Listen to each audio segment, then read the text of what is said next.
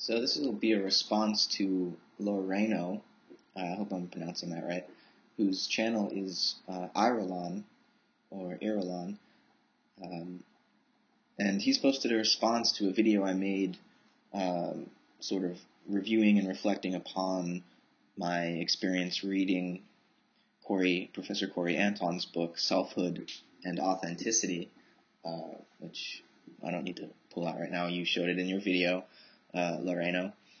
And Loreno pointed out that I was using a certain kind of language, a language that he found too mental, and that I was referring to such entities as ideas.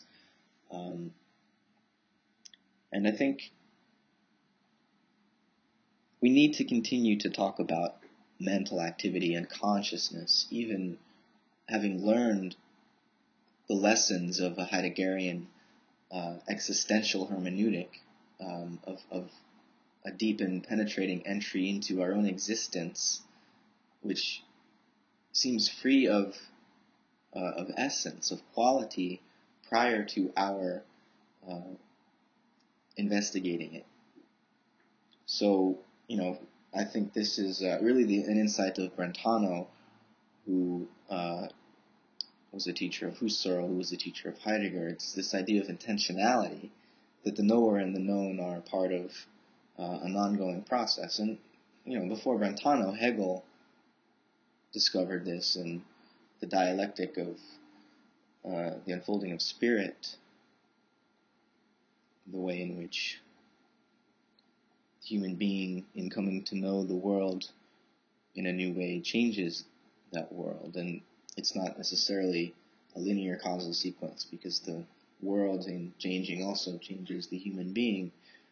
And, this question of whether there was first consciousness, which then allowed being to be thought, to be cognized, or whether there was first being, which out of which somehow emerged consciousness or thought.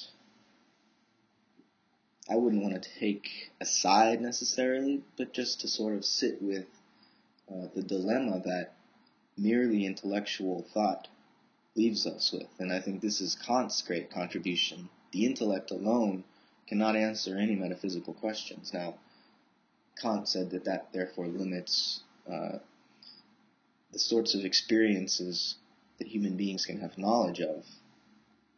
I wouldn't agree with Kant, because I think we experience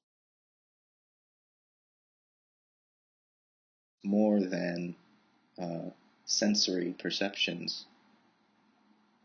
We also have spiritual intuitions, moral intuitions. We have ideas, and all of Western philosophy is a counterpoint dialectic between idealism and empiricism. Never has any philosopher in particular been,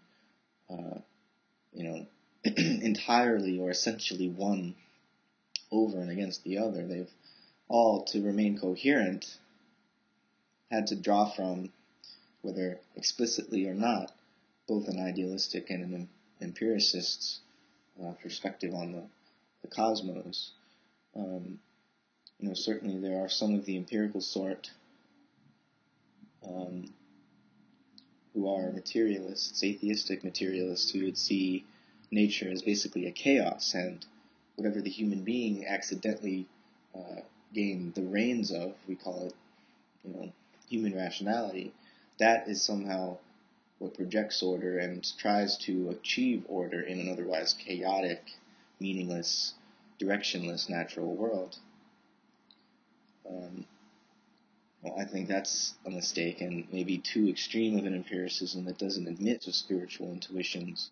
To get back to Heidegger, the reason Heidegger may be limited is because he didn't give us, while his ontology was valid for all human beings, he didn't give us much about nature and humanity's relationship to nature.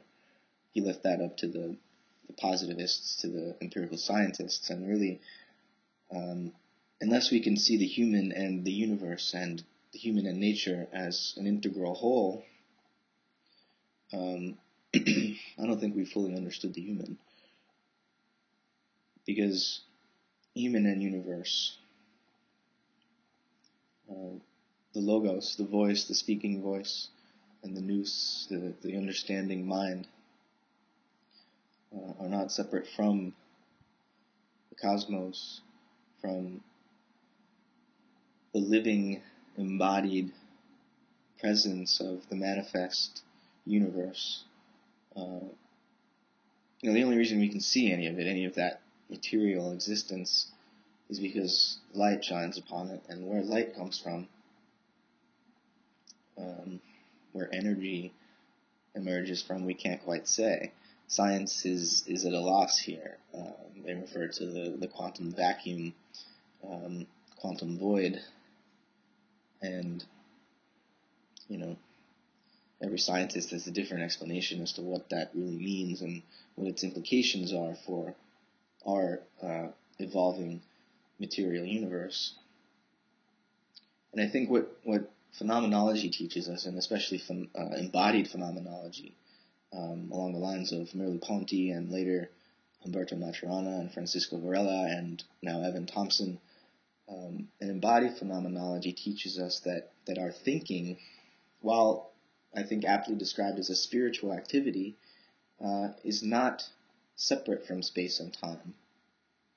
I think Merleau-Ponty's turn of phrase of slackening the intentional threads, this is what consciousness manifests itself as, this continual process of drawing back from immediate experience into what you could call, the second phase of this triphasic process would be an inauthentic questioning of our immediate sense experience. And then the authenticity would come out as we then integrate the question with a willful and truthful response to what we were originally presented with. And to see the human being as, in a sense, permeated by the world, are never separate from the world, and intrinsically concerned with the world being its own existence, not a thing out there which is manipulated. I think what I take out of Heidegger what I most take out of Heidegger is his critique of technology and the sort of skillful coping with instruments that you speak of, Laureano. I think that's where Heidegger says our inauthentic being habitually shows itself, and somehow it's our relationship with, for example, our hands, our own biotechnologies that in the first made us human, the tool-making animal, right? We're not using our hands in an authentic way, in an open way, in a way that allows the phenomena to show themselves.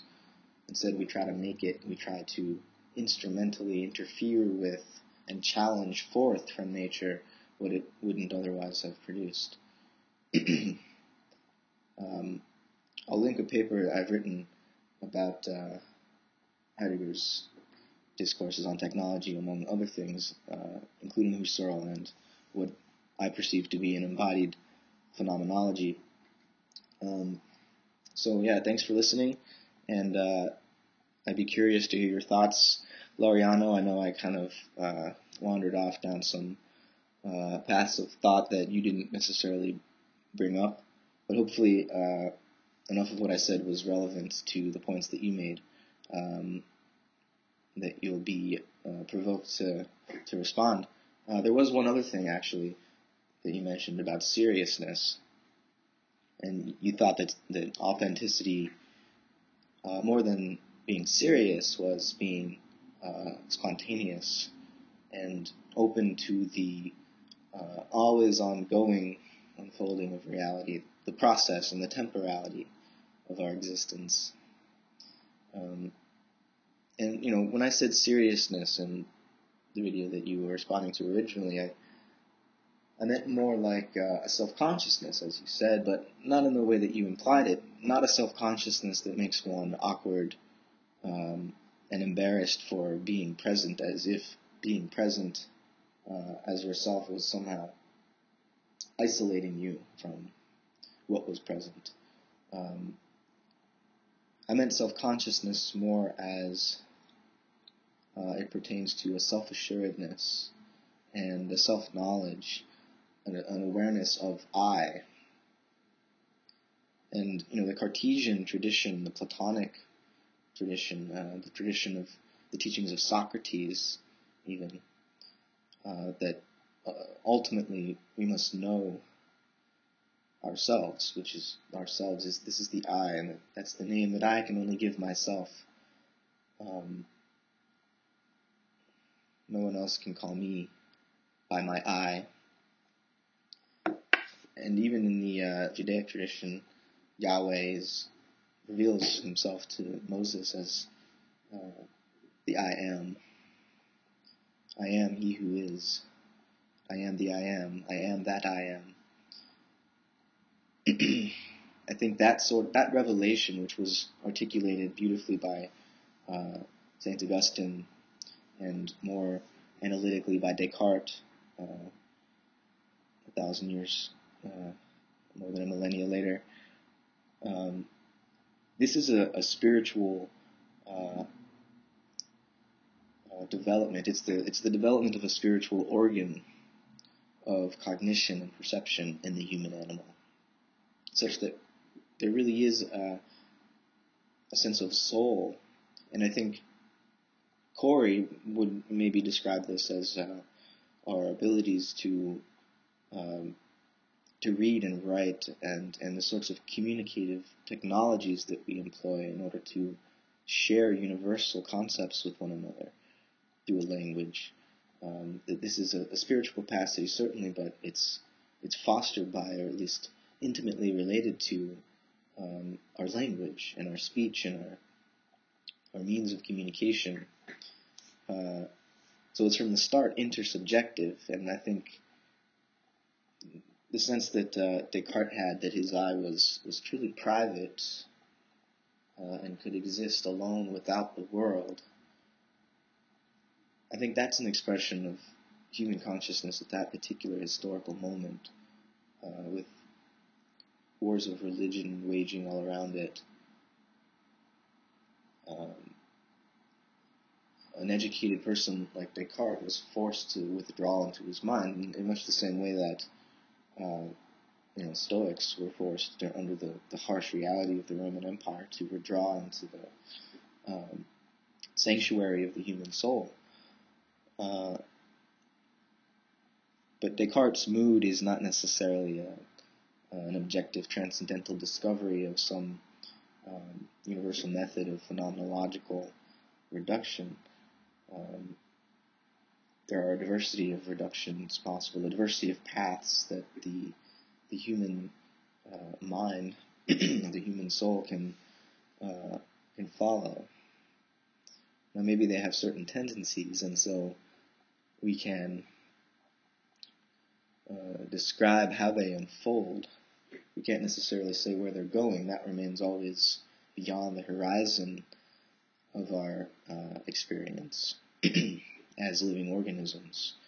But the I that the human organism has discovered, I think, needs to be further articulated and further developed, and not sort of dismissed or relegated to a mythic dualistic past. The I is not separate from the body and from the world, but it should not be collapsed into either.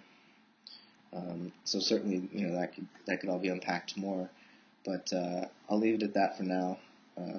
Sorry to post a 15-minute video, but hopefully you enjoyed it. Again, let me know if you have any thoughts in response. Take it easy.